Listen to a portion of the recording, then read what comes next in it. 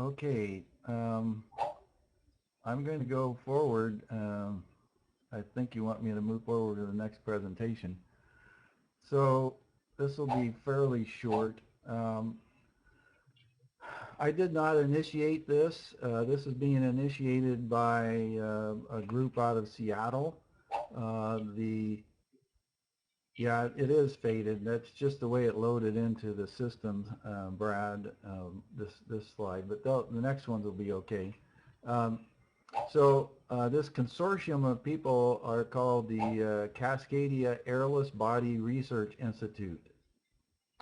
And they're going to do a study on near-Earth asteroids. They're applying for a grant from the National Science Foundation. And I'll just brief you on this, and I'm part of it, and Occultations are part of it, so I'll brief you on this proposal. So this is a map that shows the CARI team members, I need to fix this because some of the acronyms are left off. But the primary sponsor is through the University of Washington, but it also involves Columbia Basin College, of which I'm a part, Heritage University, of which I'm indirectly a part, Whitman College, who works with us on our local regional 0.8 meter observatory. There's the Lunar Planetary Institute in Texas. So I'm sorry, but my other names got clipped off of this slide. But it's a large group of people that are going to be working together on this proposal. And research goal is to characterize the properties of observed NEAs, or near-Earth asteroids, and to generate a comparative analysis between different NEAs and between NEAs and the moon. So now keep in mind, I didn't invent this topic, but they approached me and said, could we do something with occultations in this proposal? And I said yes, and so now I'm part of the proposal, and that's why I'm explaining this to you. Okay, so these are the focus areas, and they're going to try to characterize the regolith via infrared measurements. They're going to try to do thermophysical properties and volatile content. They're going to try to characterize the surface hydroxylation. I think there's a misspelling there. They're going to try to understand the effects of space weathering. They're going to work on some sample return technology development. And the last one is the focus area that I'm really going to speak to, and that is they're going to get into the physical measurements of NEAs, or near-Earth asteroids. And my proposal was that we could use occultations for that, and that's how we're part of the proposal. So someone asked about regolith. That's just the loose pulverized surface of the asteroid or the moon. The pulverized surface is called regolith.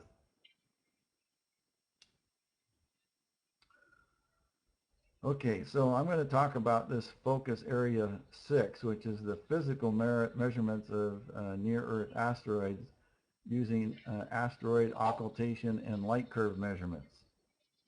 Yes, Roger, you could call it soil, correct. The objective is the precise measurement of size and shape of NEAs by occultations of stars. We could use multi-chord observations of the same event. That might be if we had a bright star and a good prediction. We could get a number of different observers to go across the path and get several chords like we do for lots of our objects. Or we could do multi-chord observations obtained through multiple events um, Rich, John Broughton is proposed in his methodologies. We could do precision photometry of near-Earth asteroids to determine their spin rate, size, and shape, and using the techniques that are used in the preparation of the ISAM models or the DAMIT models or the Myriad models. So the idea is you'd get precision photometry and then come up with a model for the size and shape of the asteroid. Now, you're saying, well, how can we do this? You know, we just have these small little telescopes. The nice thing is we have available to us a 0.8 meter telescope, so that's why we can possibly do this. And then we might also do precision astrometry to improve the star positions so that we can make better predictions and get more people like our normal IOTA observers involved in the observations. So the equipment that we have available, we have the, on the right bottom quarter panel here is the Columbia Basin College Robert and Elizabeth Moore Observatory. It's got a 16-inch Schmidt-Cassegrain telescope. We have CCDs and CCD video cameras and what have you that we can use. Then the left panels are the Pacific Northwest Regional Observatory. It's been relocated from Rattlesnake Mountain in central Washington to a place near about 40 miles from me at a place called Wallula Gap, and that 0.8 meter telescope is available. And then part of the proposal is to have high-speed, high-sensitivity cameras, CCD and both CCD video cameras.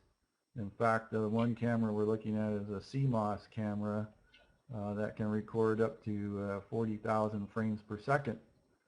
The reason is that the near-Earth asteroids are pretty tiny little things, and so a regular CCD video camera that we have right now at a 30 frames per second might miss a NEO,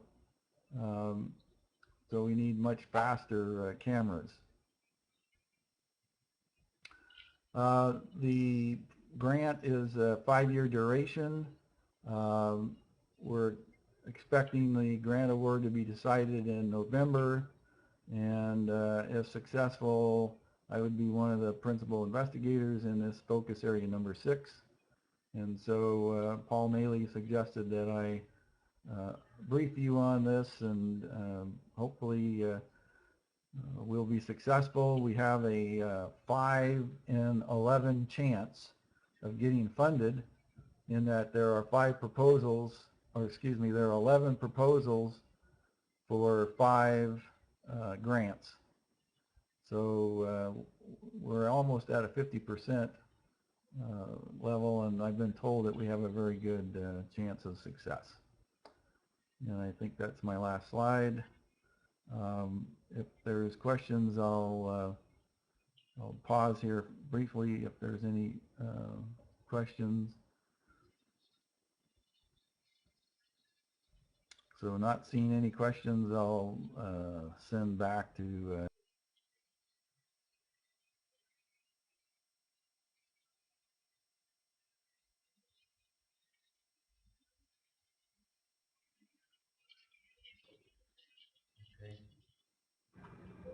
Okay.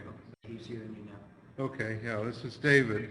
There have been a couple of papers on this subject that I should send to you.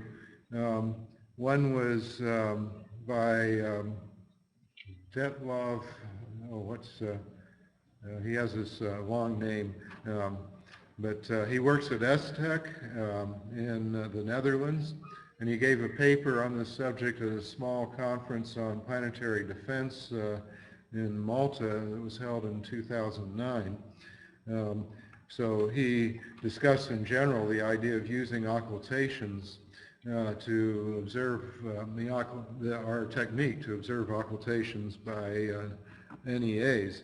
And he actually went to the trouble, I mean, he was an amateur astronomer himself, and he read our literature and everything, and he equipped his observatory and has actually recorded some occultations of stars by main belt asteroids.